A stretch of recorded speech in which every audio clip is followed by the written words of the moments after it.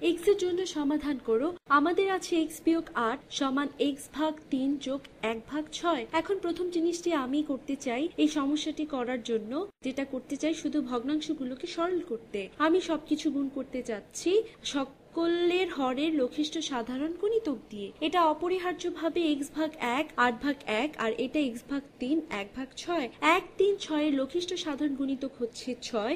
তাহলে আমি সবকিছুকে গুণ করি 6 দিয়ে। এটা কি করতে যাচ্ছে, এটাই ভগ্নাংশগুলোকে পরিষ্কার করতে যাচ্ছে। তো এইগুলো হচ্ছে ভগ্নাংশ শুরু করার জন্য। তো আমরা শুধু তাদেরকে 6 দিয়ে গুণ করছি। তো এটা হলো 6x বিয়োগ 6 গুণ 8 হলো 48 এবং এখানে আমরা এটা ঠিক এখানে বিয়োগ করছি এবং আমাদের আছে x ভাগ 3 গুণ 6, এটা হতে যাচ্ছে 6 গুণ x ভাগ 3 যোগ 6 গুণ 1 ভাগ 6, অথবা আমরা পাই 6x বিয়োগ 48 সমান 6 গুণ কোনো কিছু ভাগ 3। এটা হচ্ছে একই জিনিস, 6 ভাগ 3 গুণ ওই কোনো কিছু। তাহলে 6 কে 3 দিয়ে ভাগ করলে হয় 2, তাহলে এটা হচ্ছে 2x আর যোগ 6 ভাগ 6 হলো 1। তাহলে প্রথম ধাপ পরিষ্কার করেছে সকল ভগ্নাংশকে। এখন এটা শুধু হচ্ছে একটি সরাসরি সমস্যা সকল পূর্ণ সংখ্যার সহগ নিয়ে, বা পূর্ণ সংখ্যা আছে সমীকরণের প্রত্যেক পক্ষে। আমরা এখন x কে বিচ্ছিন্ন করতে চাই উভয় পক্ষ হতে। আমরা যেমন তাদের সকলকে বাম পক্ষে বিচ্ছিন্ন করতে পারি, তাহলে উভয় পক্ষ থেকে 2x বিয়োগ করা যাক। আমরা পেতে চাই এখানে এই 2x এর বড়, তো এই কারণে আমি 2x বিয়োগ করছি। তাহলে উভয় পক্ষ থেকে 2x বিয়োগ করা যাক। এখন এই 2x বাদ চলে যায়, তাহলে থাকে 1। তাহলে এখানে শুধু 1 থাকে। এখন বাম পক্ষে আমার আছে 6x, যাকে 2x দ্বারা বিয়োগ করলে থাকে 4x।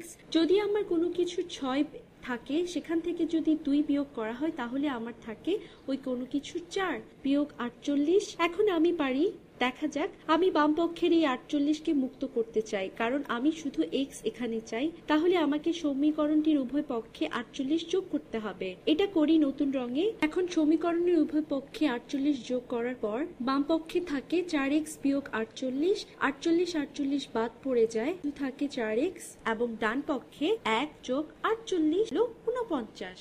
এখন আমি x কে বিচ্ছিন্ন করেছি, কিন্তু এখনো 4 দিয়ে গুণ করা আছে, তাই এটাকে একে পরিণত করার জন্য উভয় পক্ষকে 1 ভাগে 4 দিয়ে গুণ করা যাক। এবং তুমি এটা বলতে পারো 4 দিয়ে ভাগ করা যাক। এবং তুমি চিন্তা করো, তুমি এটা এক পক্ষের জন্য করেছো, তোমাকে অপর পক্ষের জন্য করতে হবে। এবং তোমার আছে x সমান 49 ভাগ 4, এবং এটা প্রায় যতদূর সম্ভব আমরা সরল করতে পারি, কারণ এই দুটির কোনো সাধারণ গুণনীয়ক নেই, 49 এবং 4।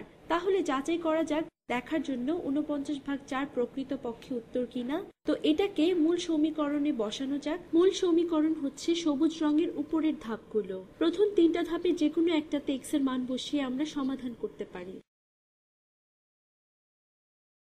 তাহলে এখানে হবে 49 ভাগ 4 বিয়োগ 8, আর এদিকে হবে 49 ভাগ 4 ভাগ 3 যোগ 1 ভাগ 6। তাহলে দেখা যাক আমরা এখানে কি করতে পারি। আমরা গুণ করতে পারি যেমনটি আমরা আগে করেছিলাম। এই সমীকরণের উভয় পক্ষকে আমরা 6 দিয়ে গুণ করতে পারি, যেটা এখানে অনেকগুলো ভগ্নাংশ সরল করতে সাহায্য করেছিল। তাহলে আমরা যদি এই সমীকরণের উভয় পক্ষকে 6 দিয়ে গুণ করি, তাহলে আমরা 6 দিয়ে গুণ করছি। আমরা বাম পক্ষে কি পেয়েছি, 6 ভাগ 4 হলো একই জিনিস 3 ভাগ 2 এর মতো। তাহলে এটা হতে যাচ্ছে 3 গুণ 49 ভাগ 2, 3 গুণ 49 ভাগ 2 বিয়োগ 48 সমান হবে 6 ভাগ 3 হলো 2। তাহলে এটা হতে যাচ্ছে 2 গুণ 49 ভাগ 4, যেটা হচ্ছে 49 ভাগ 2 এর মতো একই জিনিস। এরপর 6 গুণ 1 ভাগের 6 হলো যোগ 1।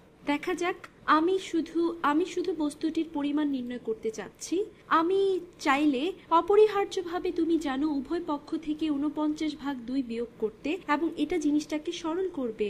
তাহলে আমি এটার পরিমাণ বের করতে চাই। তাহলে 3 গুণ 49 হলো 3 নং 27 এর 7, 3 কে 9 দিয়ে গুণ করলে থাকে 27 এর 7, এই 2 এখানে, 3 4 12 আর 2 যোগ করলে হয় 14।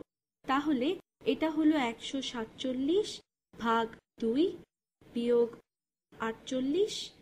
তাহলে 48কে আমরা লিখতে পারি 96/2 হিসেবে। তাহলে আমরা এটা লিখলাম 48-এর বদলে 96/2 হিসেবে, আর এটা হলো 49/2, আর আমরা 1কে লিখতে পারি 2/2 হিসেবে। এবং 47-26 কি? 47-100 হবে, 147-100 হবে 47। আমরা এর থেকে আরো 4 বেশি বিয়োগ করতে যাচ্ছি, তো আমরা পাচ্ছি, তাহলে আমরা বিয়োগ করতে যাচ্ছি 4 100 থেকে কম, তাহলে এটা হতে যাচ্ছে 147-40, তাহলে 96 হতে যাচ্ছে 51, 51/2। তাহলে একইভাবে এটা সমান হচ্ছে 51/2। তাহলে প্রমাণ হয়ে গেছে।